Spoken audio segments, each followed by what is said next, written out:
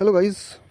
तो मैं अपने कॉलोनी में घूम रहा था और ये जो आसपास की ज़मीनें आप लोग देख सकते हैं, इस पे कुछ ना कुछ पेड़ उगे हुए हैं, जंगली घास फूस।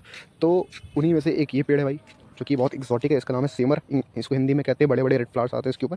और उसके बराबर में ही है ये, देख रहे हो कितने ब्यूटीफुल से हैं। लेकिन इसके में मत फंसना बाबू। ये जो आप देख रहे हो, ये बहुत ही डेंजरस हर्ब या श्रब आप इसे कह सकते हो। हर्ब तो नहीं कहेंगे भाई, बहुत डेंजरस है। क्यों? इसका नाम है कांग्रेस ग्रास, ठीक है। इसका साइंटिफिक नेम आई थिंक पेनिथिलियम करके कुछ ऐसा होता है।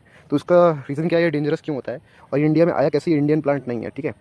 एक तो ये बहुत डेंजरस इसलिए क्योंकि आप अगर इसको छुएंगे, इसके कांटेक्ट में आएंगे तो आपको एलर्जी हो सकता है, आपके अस्थमा ट्रिगर हो सकता है अगर आप अस्थमा प्रोन है तो, ठीक है। आपकी स्किन पर रैशेस हो सकते हैं, फंगल इन्फेक्शन टाइप हो सकता है।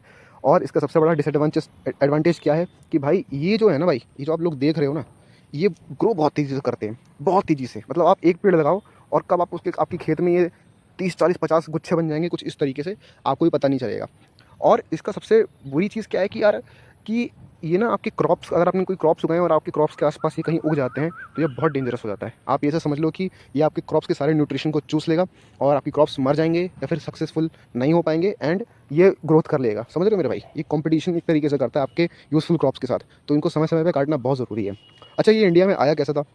तो एक ज़माने की बात है मेरे भाई, 1950 के आसपास, जब हमारा देश अभी भी नया नया आज़ाद हुआ था, हमारे पास खाने को कुछ नहीं था। अगर आपको याद हो, अगर आप इतिहास में पढ़ोगे तो हमारे इतिहास में बताया जाता है कि हम लोगों ने हंगर स्ट्राइक भी किया था। आज जैसे ये सोनम वांगचुक जो कर रहे हैं, ये वाला हंगर स्ट्राइक नहीं, यूज सही वाला हंगर स्ट्राइक किया था हम लोगों ने, जहाँ पे किसानों ने भाई साहब दिन में सिर्फ एक दिन ही भोजन किया था और अनशन पर रह के खाने को बचाया था। खाने की शॉर्टेज हो गई थी, तो अमेरिका ने मदद की थी इंडिया की।